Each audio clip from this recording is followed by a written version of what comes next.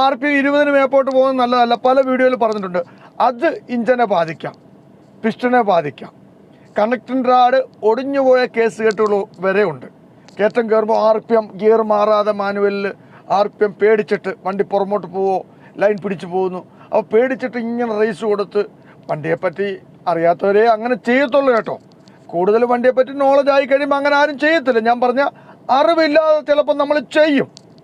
എല്ലാവരും പഠിച്ചിട്ടല്ല വരുന്നതെന്ന് ഓർക്കുക. നമ്മൾ ഓരോന്ന് പഠിച്ച് ഓരോ വലിയ വണ്ടികൾ ഓടിച്ച്, മെർസിഡീസ് ഓടിച്ച്, മാൻ ഓടിച്ച്, ചെറിയ വണ്ടികൾ ഓടിച്ച്, നമ്മുടെ നാട്ടിലെ വണ്ടികളൊക്കെ ഓടിച്ച്, അങ്ങനെയൊക്കെയാണ് നമ്മൾ പഠിക്കുന്നത്. അപ്പം നാട്ടിൽ നിന്ന് വണ്ടിയൊക്കെ ഓടിച്ച് ഇവിടെ വരുമ്പോൾ ചില വ്യത്യാസങ്ങളൊക്കെ വരും. ഗിയറൊക്കെ വണ്ടിക്ക് ചിലപ്പോൾ 12 ഗിയറുള്ള വണ്ടിയുണ്ട്, 16 ഗിയറുള്ള വണ്ടിയുണ്ട്. അപ്പോൾ ഇതൊക്കെ വരുമ്പോൾ അതിൻ്റെ സമയത്ത് ഗിയർ മാറിക്കൊടുത്തില്ലേ RPM കൂടും കയറ്റം കയറുമ്പോൾ. അതുപോലെ ഇറക്കത്ത് നമ്മൾ ഇഞ്ചൻ ബ്രേക്ക് കൂടി ഇട്ട് സ്റ്റോപ്പർ കൂടി ഇട്ട് RPM കൂടിയാൽ കണക്റ്റിംഗ് റാഡ് ഒടിയാൻ ചാൻസ് ഉണ്ട്.